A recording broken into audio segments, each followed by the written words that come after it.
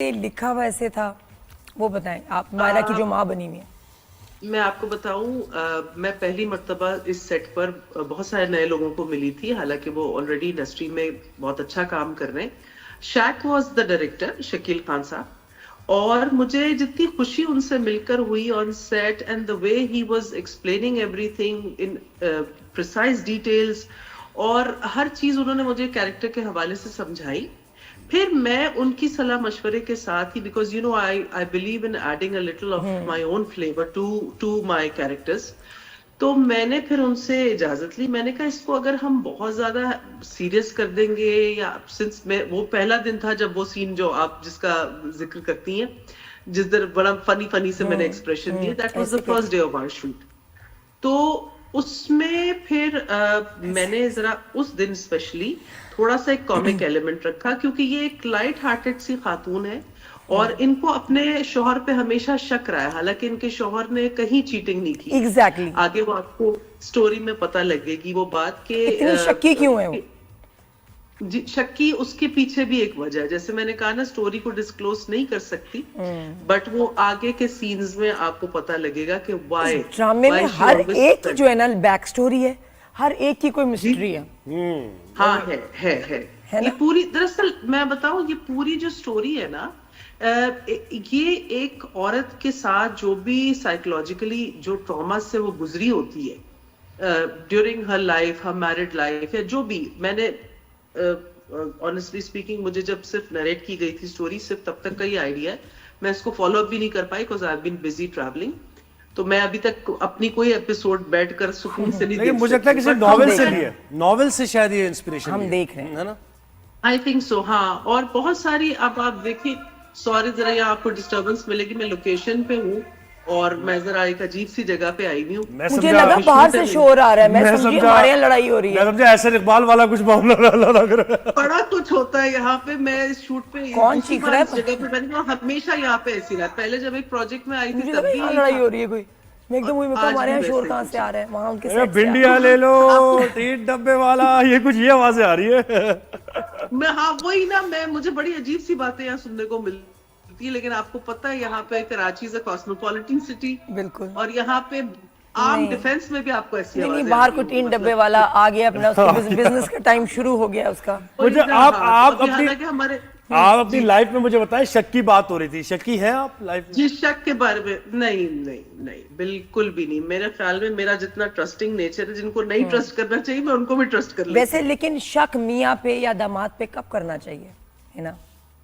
देखिए, बड़ी ऑब्वियस सी बात है, आज के दौर में एक बच्चे के हाथ में भी क्योंकि सेलफोन है, उसको इतनी चीजों की नॉलेज है। आप किसी के भी बिहेवियर में जब बहुत एक्सट्रीम चेंजेस देखते हैं, ठीक है ना, जो चीजें, चाहे वो मर्द हो, चाहे वो औरत हो, चाहे वो कोई भी हो आपकी लाइफ में ना, when you see something about them which has changed drastically all of a sudden, तो आपको थोड़ा सा होता है कि अब आप देखें ना, जैसे टीनेज लड़के होते हैं, एकदम से जब उनको फ्रेंड सर्कल में वो जाते हैं तो वो नई चीजें एक्सप्लोर कर रहे होते हैं, तो घर वालों से ना बड़ा वो छुपा भी रहे होंगे, वो रात को माए कमरों में देखेंगी तो बेड लेते हैं, वही ना, वो एकदम से ऐसा लगता है, वो तकिए वगैरह सेट करके, तो वहां पे शक फिर करना बनता है कि भाई ऐसा क्या है, ऐसी कौन सी बात है जिसकी वजह से मेरा बेटा या मेरा भाई जो है वो रातों को छुप छुप के जा रहा है कहीं पे।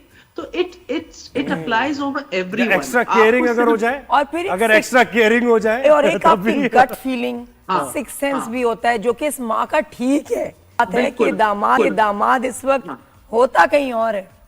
बात तो सही थी नहीं, क्योंकि उसमें वो ये समझ रही है ना कि इन दोनों के इश्यूज भी हैं, और बेटी की भी वो फॉल्ट्स देख रही है कि उसको भी खाना वगैरह पकाना उस तरह से अच्छा नहीं आता, and she doesn't want, because she understands कि अगर कोई और ज्यादा अच्छा खाना बना रहा होगा और मेरी बेटी बीइंग हिज वाइफ उसको अपनी रिस्पॉन्सिबिलिटी सही तरह नहीं समझ में आ रही, तो माँ का कंसर्न बिल्कुल ठीक है अपनी जगह। अच्छा, मुझे एक बात बताए कि क्या रिश्ते को खत्म कर देना चाहिए अगर कभी शक हो और उस शक में कुछ मतलब बात भी हो, ऐसा नहीं है कि वो बेसलेस हो, तो क्या रिश्ते को कंटिन्यू करने के लिए आपको माफ कर देना चाहिए, या फिर खत्म कर दे कि भाई ये थ्रेशोल्ड है बस, दोनों यहाँ से को, आगे। इसमें हम दोनों को कहेंगे, लड़के को भी, अगर लड़की का केस है, लड़की का केस है तो हाँ। तो उसको क्या करना चाहिए अगर लड़का ऐसे करता है? देखिए, शक भी होता है, सारी चीजें होती हैं, मगर सिर्फ शक को बुनियाद नहीं बनाना चाहिए किसी भी चीज को तोड़ने के लिए, मेरी नजर में।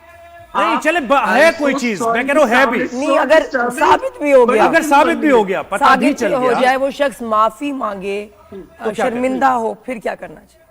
पार्टनर देखिए, उसमें ये करना चाहिए कि आपको again you have to set your boundaries, कि वो चीज रिपीट पैटर्न ना बने कि हाँ जी माफी मांग ली, हाथ पे, ये तो वो बात हुई कि किसी को आप सर फाड़ दे, उसके बाद सॉरी उसको बोल दे और फिर क्या जी आइंदा नहीं करूंगा, लेकिन फिर ये चीज आप कर रहे हैं, तो एक दफा माफी मिलनी दैट चाहिए। Is wrong.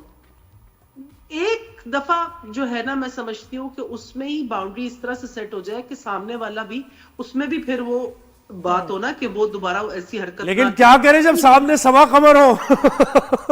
और उसने भी खाने को मिलाया वो जादू जब की उन पूरी जैसी मिलाई हो। खूबसूरत खातून हो तो मुश्किल हो क्या जाती है बाज दफा, लेकिन देखिए हम इंसान हैं और इंसान से बहुत सारी चीजें हो जाती, बस अगेन आई वुड से कि रिपीट ना करें उस चीज को। मतलब एक दफा माफ करें, सेकंड टाइम नहीं। हाँ, उसके अगर सेकंड टाइम अगला पकड़ा जा रहा है और पता लग रहा है कि इसने नहीं चेंज होना है, तो फिर माफी कहाँ से हो सकती है?